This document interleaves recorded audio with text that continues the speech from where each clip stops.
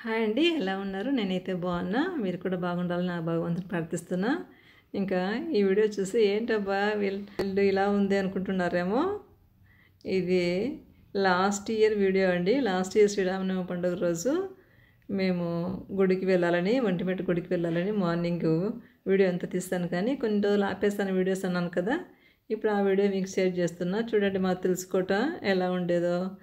అప్పుడు నేను ఈ ఫ్లవర్స్ అన్నీ కూడా చిన్న చిన్న టేబుల్ రోస్ అన్నీ పెట్టుకునేదాన్ని.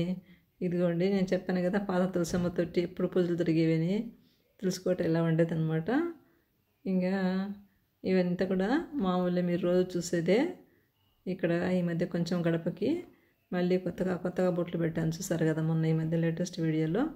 ముందు ఇలా ఉండేటి అనమాట. ఇంకా మందారాలు అయితే ఎర్ర మందారాలు చెట్టు బయట ఉంటుంది, కొమ్మలు లోపలికి ఉంటాయి అనమాట. రెండు వైపులా కోసుకోవచ్చు, బయట లోపల.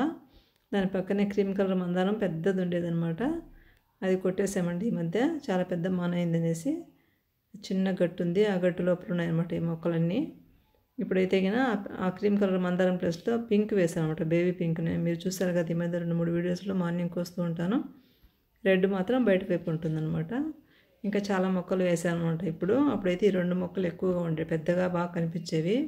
ఇంకా పూజ అయితే ఇలా చేసుకున్నాం అనమాట లాస్ట్ ఇయర్. చూడండి, మా దేవుని గుడి ఇలా ఉండేదన్నమాట. పూజ గదిలో లక్ష్మీదేవి అమ్మవారి ఫోటో పెద్దది.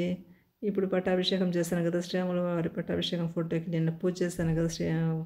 నిన్న కాక మొన్న సండే శ్రీరామనవమి రోజు సేమ్ అదే ఫోటో అండి. ఇంకా వెంకటేశ్వర స్వామి ఫోటో మామూలుగా మీరు చూస్తూ ఉంటారు. ఇంకా ఇవన్నీ కూడా శివయ్య ఫోటో కూడా పాతదే అనమాట. ఇంకా సత్యనారాయణ స్వామి ఫోటో కూడా ముందుదే అనమాట. ఇవన్నీ కూడా ఇప్పుడు పెద్దగా ఉన్నాయని తీసేసి చిన్న ఫొటోస్ పెట్టుకొని కొన్ని విగ్రహాలు కూడా పెట్టుకున్నాను అనమాట. కొంచెం మార్పులు జరిగాయి, అదే చూసుకుంటున్నాను నేను కూడా. అలాగే మీకు కూడా షేర్ చేస్తున్నాను అనమాట. ఇంకా ఇక్కడ ఈశాన్యంలో తులసికోట పక్కన ఇప్పుడు అన్నీ మొత్తం మొక్కలన్నీ కనకాంబరం మొక్కలు ఉంటాయి. కొంచెం బాగుంది కదండి. ఇప్పుడు ముందైతే ఇలా ఉండేది చూడండి, ప్లెయిన్గా ఉండేది. ఇప్పుడు కృష్ణయ్యని పెట్టి కొంచెం డెకరేషన్ చేసిన తర్వాత అంత మారిపోయింది, బాగా అందంగా. ఈశాన్యంలో బాగా అందంగా ఉంటుంది. ఇటువైపు కూడా కొంచెము అప్పటికి ఇప్పటికి మొక్కలు ఎక్కువ వేసామండి. ఇప్పుడు మీరు చూడండి, ఈ వీడియోలో కొన్ని ఉన్నాయి కదా. ఇప్పుడు ఉండేవి దాంట్లో రోజెస్ అవన్నీ కూడా ఉన్నాయన్నమాట ప్రజెంట్ అయితే. ఇంకా ఈరోజు ఒంటిమిట్టకు వెళ్దాము. మీరు నాతో పాటు వచ్చి శ్రీరాముల వారి ఆలయం అంతా ఎలా రెడీ చేశారనేది చూద్దాం రండి. వచ్చేసామండి గుడికి.